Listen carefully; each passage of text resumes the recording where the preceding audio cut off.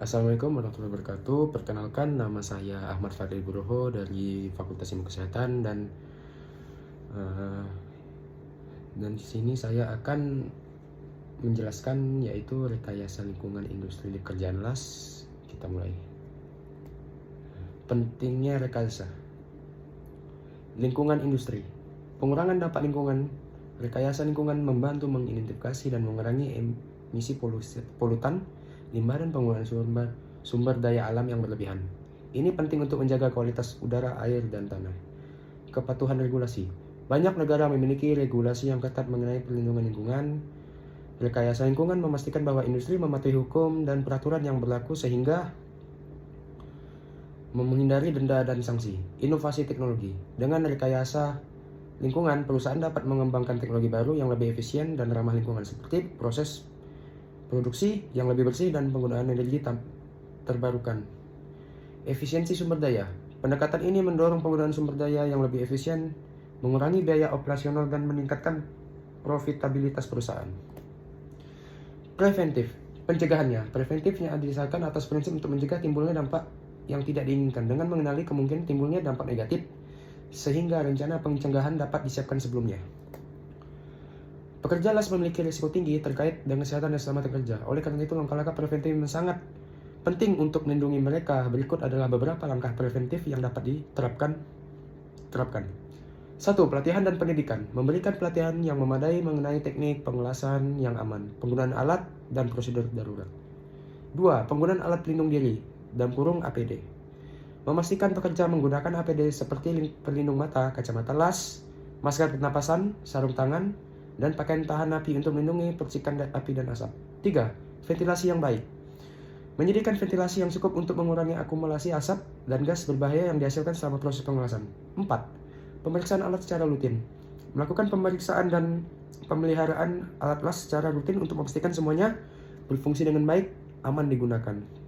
5. Penanganan bahan berbahaya. Menyimpan dan menangani bahan bakar dan bahaya kimia dengan benar, mencegah kebakaran dan ledakan.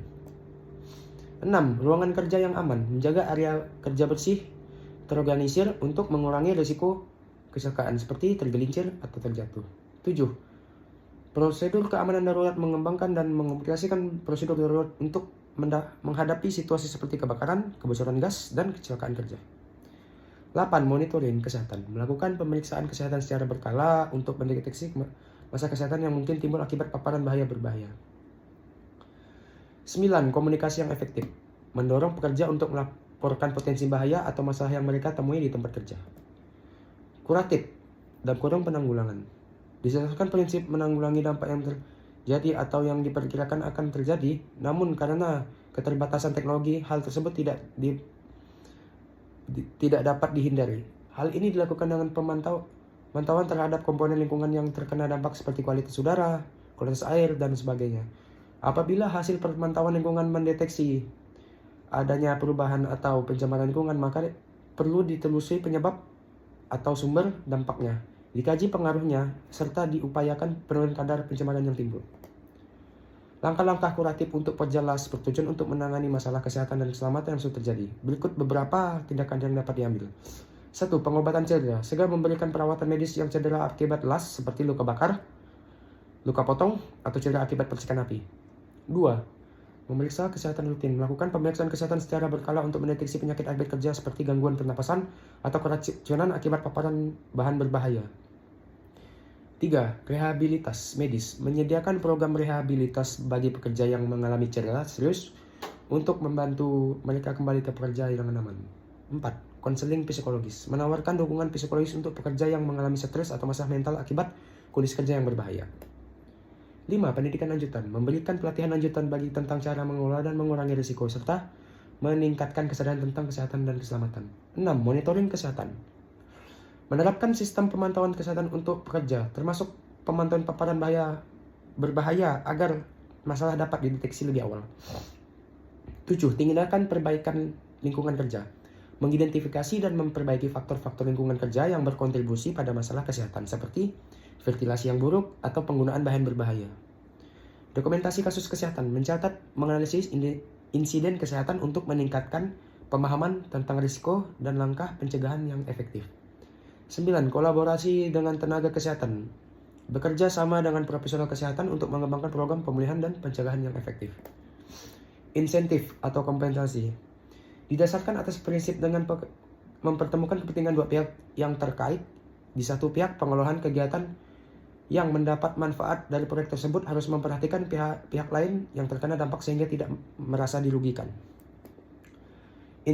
Insentif untuk pekerja las dapat meningkatkan motivasi kerja dan keselamatan kerja. Berikut adalah beberapa jenis insentif yang dapat diterapkan. 1. Bonus kinerja. Memberikan bonus berdasarkan kinerja individu atau tim seperti penyelesaian proyek tepat waktu, kualitas hasil las, atau pengurangan kesalahan kerja. 2. Program penghargaan. Mengadakan program penghargaan bulanan atau tahunan untuk pekerja yang menunjukkan dedikasi dan kepatuhan terhadap standar kesehatan dan kualitas. 3. Meningkatkan gaji. Memberikan kenaikan gaji untuk pekerja yang menunjukkan kemajuan dalam keterampilan atau yang mendapatkan sertifikat tambahan.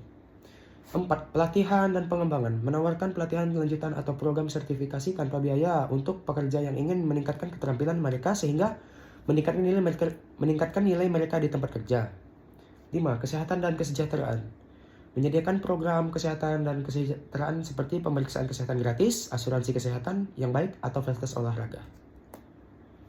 Efektif dan efisien. Menilai aktivitas dan efisien upaya rekayasa lingkungan pada pekerja las memerlukan analisa terhadap berbagai aspek, termasuk pengurangan kecelakaan kerja, peningkatan kesehatan, dan kepuasan kerja. Berikut ada beberapa poin yang dapat membantu dalam penilaian ini. 1. Mengurangi kecelakaan kerja. Data kecelakaan. Misalnya jika sebuah perusahaan mencatat 20 kecelakaan pekerja per tahun sebelum menerapkan rekayasa lingkungan dan setelah angka tersebut turun menjadi 10 kecelakaan per tahun, ini menunjukkan efektivitas program yang diimplementasikan. Rasio kecelakaan.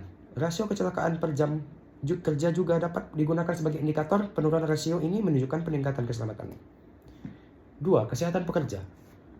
Pemeriksaan kesehatan. Data dari pemeriksaan kesehatan pekerja sebelum dan sesudah penerapan program dapat menunjukkan penurunan kasus gangguan pernapasan, kulit, atau penyakit terkait lainnya. Survei kesehatan.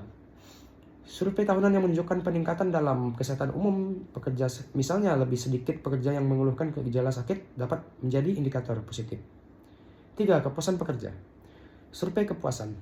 Melakukan survei kepuasan kerja yang menunjukkan peningkatan dalam persepsi pekerja tentang keselamatan dan kenyamanan kerja. Misalnya jika 70% pekerja merasa puas dengan lingkungan kerja sebelumnya, kerja sebelum rekayasa dan setelah meningkatkan jadi 85%, ini menunjukkan efisiensi upaya tersebut. Retensi pekerja. Tingkat retensi pekerja yang lebih tinggi setelah penerapan program juga mencerminkan kepuasan dan efektivitas. 4. Analisis biaya. Biaya dan manfaat. Melakukan analisis biaya dan manfaat program rekayasa lingkungan. Jika investasi dalam pelatihan APD dan perbaikan lingkungan menghasilkan penghematan signifikan dalam biaya medis dan pengurangan kecelakaan, ini menunjukkan efisiensi. ROI, Return of Investment. Menghitung ROI dari program keselamatan dan kesehatan yang diimplementasikan, seperti penggunaan biaya klaim asuransi kesehatan. Standar dan regulasi. Memastikan bahwa upaya yang dilakukan sesuai dengan standar keselamatan dan regulasi yang berlaku. Jika perusahaan memenuhi atau melampaui standar ini, itu juga merupakan indikator efektivitas. Rekomendasi untuk meningkatkan upaya rekayasa lingkungan dengan menggunakan kajian teoritis. Berikut adalah beberapa rekomendasi untuk meningkatkan upaya rekayasa lingkungan pada pekerja las dengan menggunakan kajian teoritis. Pendekatan ergonomi. Desain ulang tempat kerja. Mengadopsi prinsip ergonomi yang mendesain tempat kerja yang lebih baik. Ini termasuk menempatkan peralatan yang menimbulkan stres fisik, mengurangi kelelahan sehingga meningkatkan produktivitas dan mengurangi cedera. Pelatihan ergonomi. Mengadakan pelatihan tentang praktik kerja yang ergonomi untuk mencegah masalah kesehatan jangka panjang seperti nyeri punggung dan cedera otot. 2. Sistem manajemen keselamatan dan kesehatan kerja. K3. Implementasi ISO 45001. Mengadopsi standar internasional untuk sistem manajemen K3 yang dapat membantu mengidentifikasi risiko, mengurangi kecelakaan, dan meningkatkan kesehatan pekerja. Audit K3 secara berkala. Melakukan audit K3 secara rutin untuk menilai kepatuhan terhadap kebijakan dan prosedur keselamatan. 3. Teknologi pemantauan kualitas udara. Sensor kualitas udara. Menggunakan sensor untuk memantau kualitas udara di area pengawasan secara real time. Data ini dapat membantu dalam mengidentifikasi paparan bahan berbahaya dan memberikan peringatan dini jika tingkat polusi meningkat. Sistem ventilasi pintar. Mengimplementasikan sistem ventilasi yang dapat disesuaikan dengan berdasarkan data kualitas udara untuk menjaga kondisi kerja yang aman. 6. Pendekatan berbasis komunitas. Keterlibatan pekerja. Mengajak pekerja untuk berpartisipasi dalam merencanakan dan mengembangkan program keselamatan. Ini dapat meningkatkan rasa memiliki dan kepatuhan terhadap kebijakan keselamatan. Forum diskusi. Untuk forum diskusi untuk berbagai pengalaman dan praktik terbaik antar pekerja sehingga dapat saling belajar dan meningkatkan budaya keselamatan. 7. Inovasi dan penelitian.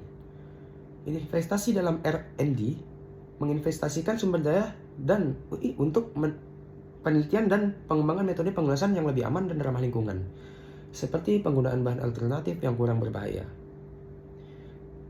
Kerja sama dengan universitas. Bekerja sama dengan institut pendidikan untuk melakukan penelitian tentang praktik terbaik keselamatan kerja di bidang pengelasan. Sekian dari presentasi saya. Jika ada salah kata atau kurang, mohon dimaafkan. Sekian dan terima kasih.